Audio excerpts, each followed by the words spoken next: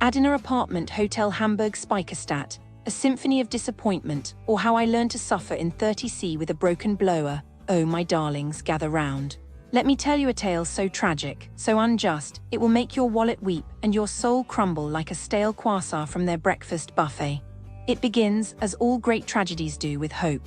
Hope that for €250 a night, yes, you heard that right, 150, I might experience something resembling basic human comfort. Oh, how naive I was. Act I. The Inferno, or why AC is not a decorative suggestion.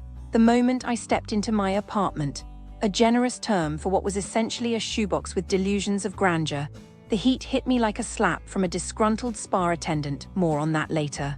The AC, a lie, a cruel, cruel lie. It blew air, sure like a tired old man sighing into a fan.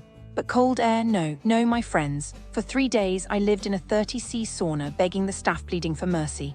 Their response? A shrug, as if thermodynamics were a mystical art and not, basic hotel infrastructure. And let us talk about why this is a crime against humanity. Science says, humans melt at 30C. Okay, not literally, but emotionally. Sweat becomes your second skin. Sleep, a distant memory. You pay for comfort, not to reenact Survivor Hamburg edition. Management S logic, it S summer, let them suffer. Brilliant. Act II, the Wi-Fi or dial-up called, it wants its 2003 vibes back. Next, the internet. Oh ho ho. Imagine, if you will, a connection so unstable it drops faster than my faith in humanity. 10-15 minutes of bliss, just long enough to almost send an email, then poof. Gone, like my will to live. And their solution? Here, use the staff Wi-Fi. Oh wow. Yes, because nothing says luxury hotel like sharing bandwidth with the kitchen intern. Act III, the cleaning farce, or how to fold a used towel and call it art. Housekeeping, a myth, a legend. You must beg for it like a peasant requesting an audience with the king. And when they do grace you with their presence, they fold your used towels and call it a day. Fold them. As if origami erases the sweat and tears soaked into the fabric. And the timing? Chaos. One day 30 minutes, the next 2 hours. It's like they ray running on hotel standard timey, a mysterious dimension where clocks are merely decorative. Act IV, the spa that wasn't tea, or false advertising is their love language. The spa, advertised, promised, dreamed of, and yet closed. No explanation, no apology. Just silence, louder than the drilling from the underground construction they conveniently forgot to mention at booking. Act V, the financial betrayal, or how to scam guests 101 now, the piece de resistance. The double charge, swipe your card at check-in, haha fool, that's just a warm-up. They LL charge you again at checkout, then ghost you when you ask for a refund. A month later and Mei Lin is still waiting. Oh, I was just looking around Adina Apartment Hotel Hamburg Speicherstadt, trying to see what's happening there. And wow, some things are not so nice, Like tourists come here thinking it's all pretty and safe. But yeah, no. First, businesses near Adina Apartment Hotel Hamburg Speicherstadt, they can be tricky. There was this big shopping center being built, Bersikwartier, and guess what? Workers there had fake identities, working illegally. The company knew but just sent a letter oh, don't do that. And then, of course, some workers got hurt. Probably tourists walking by wouldn't know, but what if something falls? Or they hire someone shady near the hotel. I bet the company just paid some fine and kept going. Then, oh my god, police here, some of them were bad, Near Adina Apartment Hotel Hamburg Speicherstadt, they called people who parked wrong and said, give us cash or we tow your car. Mostly foreigners like tourists or workers. How scary is that? Imagine you just visiting and suddenly police want money. Probably those cops got suspended, but did they give the money back? Doubt it. And then, this food scam. Not right at Adina Apartment Hotel Hamburg Speicherstadt, but close. 2 guys ordered tons of food, never paid, sold it all, and then lied to police saying it was stolen. Who does that? Tourists wouldn't fall for it, but what if a restaurant near the hotel does something similar? Overcharges you, gives bad food, lies. Probably those guys got caught, but how many others are doing it? It's just sad, You come to Adina Apartment Hotel Hamburg Speicherstadt, thinking it's nice, and then this happens. Makes you wonder, who can you trust? Okay, here's the area surrounding the Adina Apartment Hotel Hamburg Speicherstadt.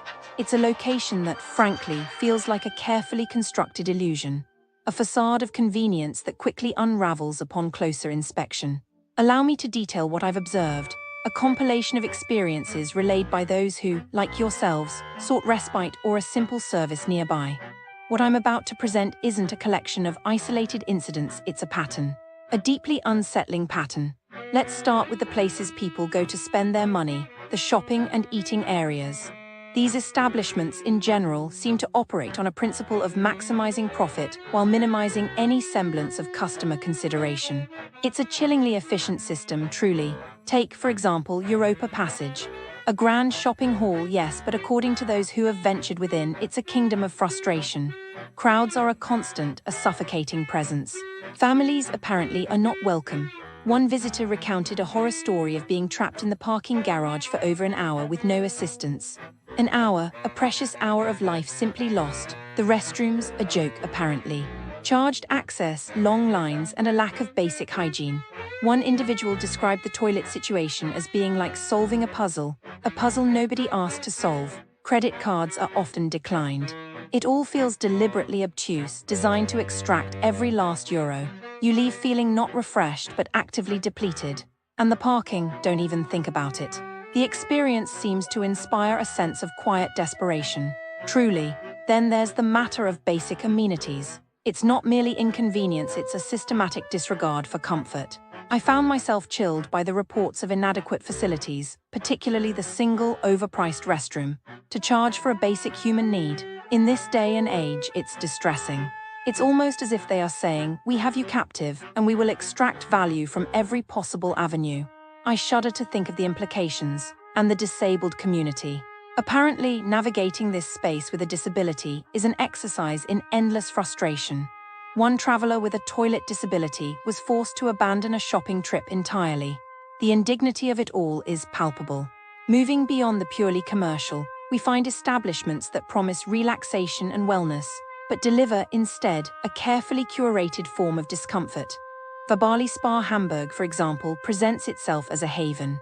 However, the experience, it seems, hinges on a rather rigid adherence to a textile-free policy that is not adequately communicated, leading to severe discomfort and embarrassment. One visitor felt forced to be naked despite being uncomfortable, and was met with cold indifference when attempting to express her concerns. Zero understanding, she said, zero. The lack of empathy, the almost robotic adherence to rules, it's deeply unsettling. And the hidden costs, entry fees, towel charges, parking fees, all layered onto an already exorbitant price. One couple paid almost €300 for a massage from a single therapist, and were forced to walk barefoot throughout the facility. The indignity, the hygiene concerns, it's all just disappointing. I can feel my heart ache about this. Furthermore, issues with voucher redemption, rude staff, and a general lack of customer care paint a picture of an establishment focused on profit over people. The expectation of relaxation simply dissolves into a feeling of being exploited. Then there's the matter of basic logistical competence. Elbgold Röskaffee GmbH, a coffee shop. Yet it manages to achieve a level of inefficiency that borders on performance art. Reports of long waits, unapologetic staff, and a complete lack of available seating are commonplace. It sounds utterly chaotic. One individual lamented the cramped space, the lack of comfortable seating, and the generally unpleasant atmosphere.